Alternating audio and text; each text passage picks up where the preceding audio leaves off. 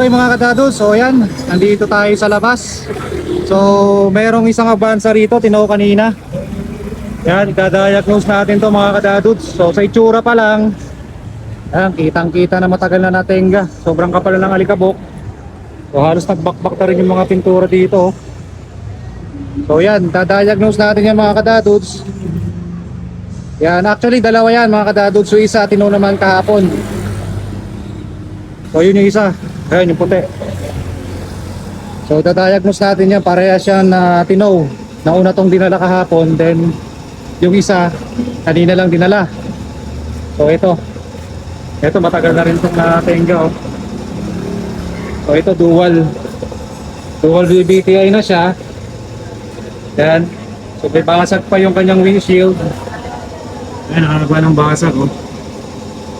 Hanggang dun, basag. So matagal na rin natenga to mga kadadods. Tingnan natin loob. So yan, pati ito, pati yung tint niya oh, babakbak na rin. So indication talaga na sobrang tagal lang natenga tong unit na to. Actually yan, dalawang unit na yan. So ngayon mga kadadods, diagnose muna namin to, then update ko po kayo.